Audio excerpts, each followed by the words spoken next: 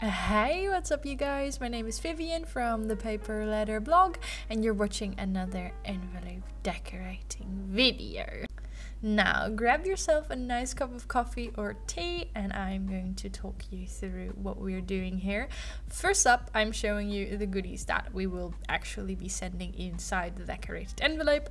The cards I showed you are from Pinghatta Studio. She sent them to me to be used in mail or in videos or anything I like, and I decided to do a giveaway with some of them for my patrons over on Patreon.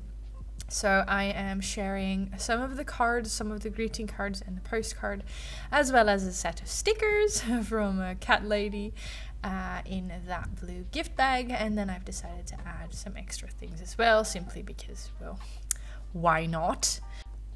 Together with the cards, I also received 2 beautiful wooden stamps, which I am most excited about. So I decided to make some stamped images in different colors. So I have one that says cute things inside with a kitty and then the airmail pigeon that you see in the bag. So I just shared some stamped images as well, and then I decided to add some stickers. And on the right you can also see my note, which is on a Christmas card because I sent this back in December. Sorry, I keep having to interrupt my voiceover because my voice is quite squeaky. I realized just now I haven't spoken at all yet today because with the lockdown my boyfriend usually works from home, but this day he is at work. So I'm home alone and I haven't spoken yet. And then you can hear that in my voice. I keep having to like scrape my throat, which is kind of weird. I'm not used to this anymore. Anywho, the content of this mail is obviously not vintage. It's quite modern, I would say. But I really wanted to work with a vintage theme for this mail. I was really excited to do something vintage because, believe it or not, I know a lot of my videos these days are quite vintage. I had not actually crafted with anything vintage. I keep saying vintage in a while, so I decided to use that for this envelope. Now the first thing I'm doing is I'm using both double-sided tape as well as all-purpose glue to stick down an old book page. And then as you can see, the book page is just half a centimeter too short, too small for the envelope, so I just decided to cover up the sides that were left bare with some of this beautiful washi tape. This is my favorite washi tape sample that I've received in all of 2020, even though it's just a really simple light green grid. I love it so much. I already ran out. And then I'm just, gonna do some decorating next. What I'm showing you here is, of course, one of my classic mistakes. I made the envelope upside down. Or I didn't necessarily make the envelope upside down. I stuck down the print, the book page print upside down. So I decided to roll with it. I could have used it as an upside down print, but I just decided to make the whole envelope upside down, even though this text is in Dutch, so the receiver wasn't able to read it because she is not Dutch. I decided I liked it better when it wasn't upside down, although I could have totally gone with upside down, of course. And the reason why I wanted to make a vintage botanical envelope is because those images, you just saw me pull these images from a very old book page.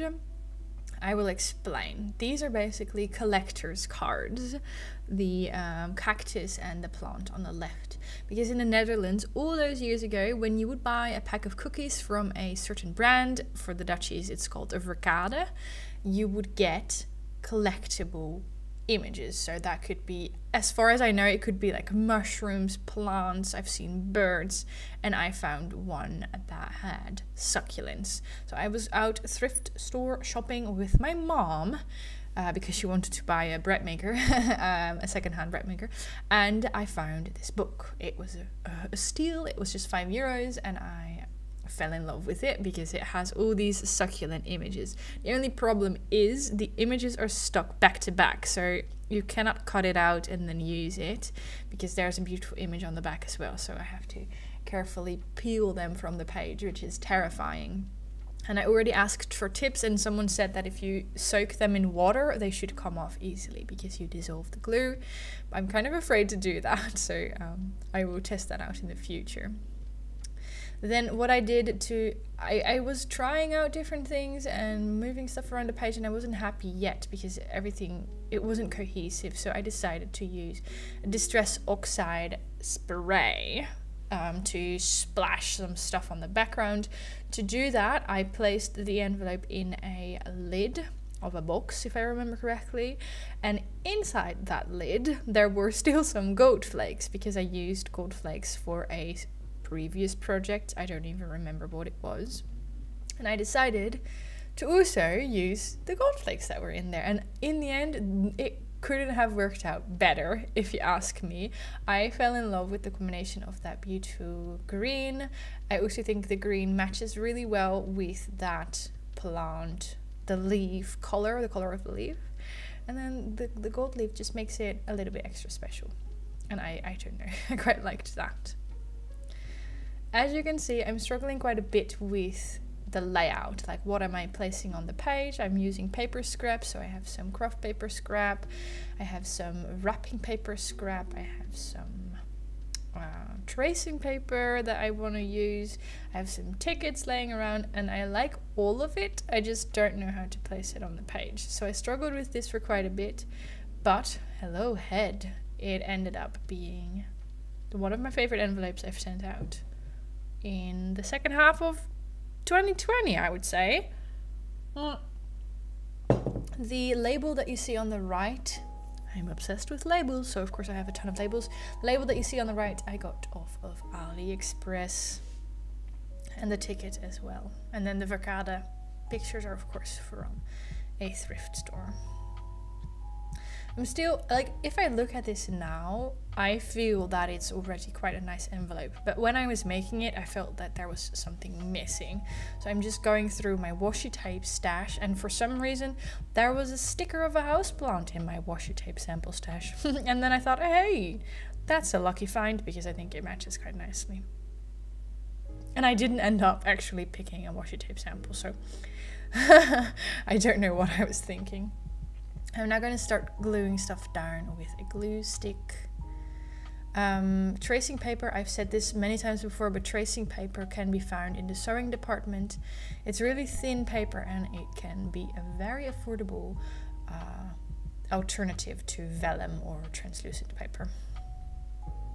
And then people also often ask me what is in that tiny bottle. The tiny bottle is the same as this big bottle that I'm using now. I just filled a small bottle with some glue so that I can use it to make more precise drops instead of big blotches of glue. Because I always mess this up, I always place something on the page, and then when I start gluing it, I completely changed the layout. I decided to make some light pencil strokes so that I could still see where I had planned to put these images. And that worked quite well. Oh, we're not done yet, of course, but I forgot to do this at the beginning of the video, so I'm gonna do it now. If you enjoy these types of videos, I would really like it if you would consider subscribing. I just checked my YouTube statistics, and it says that 48% of the people that watch my videos are not actually subscribed. So that could of course mean that you don't have a YouTube account, which is fine, and you can make one if you like, you don't have to.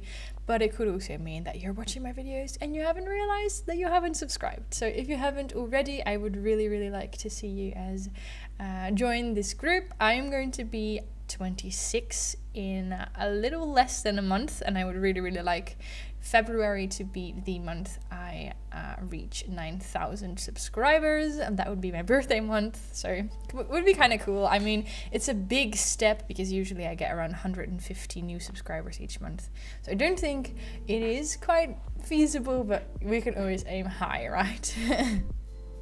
And then of course, if you enjoyed this video and you are already subscribed, I love you, thank you.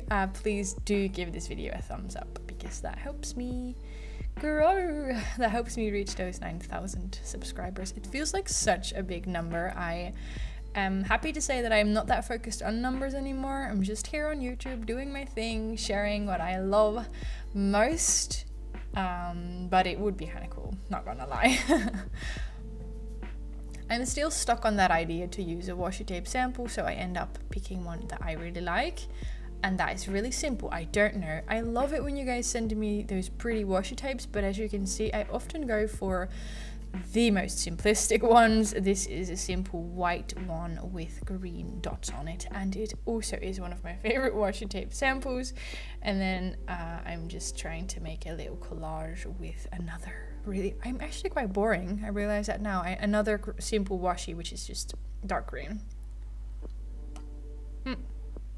And again, these are, I keep saying favorite this, my favorite that. I really did use all of my favorites for this envelope. But these are my current favorite washi tape rolls. They are, as you can see, all different colors of grid design. A little while ago, I did one of those what picture would you like to see questions on Instagram, where people could tell me, like, Vivian, show us your cat, show us your favorite teacup, show us your craft project. And then people were also asking, Vivian, show us your favorite washi, and then between brackets, not grid. It's like, sorry, I just really like simple designs. Cannot help it, my brain gravitates towards that. I don't know if I've told you already, but my boyfriend and I have quite recently started a Spanish course. So we are in a Spanish class, and that means that I finally get to use a clean blank notebook again. And I literally spent like half an hour going through all of the notebooks I have, trying to decide which one to use. Of course, I wanted to use a lined one because that makes most sense, but I also have some beautiful ones with a grid design, and it was so tempting. I felt like such a dork, but that just made me really, really happy. Then of course, don't worry, I did just show you a little close-up of the envelope, but I also have a better close-up coming soon. I just decided to add one last touch, which is Nuvo Drops, and I have these are called Nuvo Vintage Drops because they dry quite matte, and I have these two colors that again seem to match perfectly with my envelope. It's like a dusty pink and a green, and I don't know, they went together so well. As you can see, I also did some teeny tiny doodles around the envelope. I made some little circles, and I quite like how that turned out. It's something new I'm trying. I also framed the images, and it's kind of weird to say this about your own project, but I couldn't be happier. I really love how this turned out, and I hope it gave you some ideas. Of course, before sending it out, I added the address and the stamps. I think I will share this on Instagram pretty soon. I hope you enjoyed this video. Big thank you to my patrons as well, and I will see you for a next video pretty soon. Bye, thank you for watching.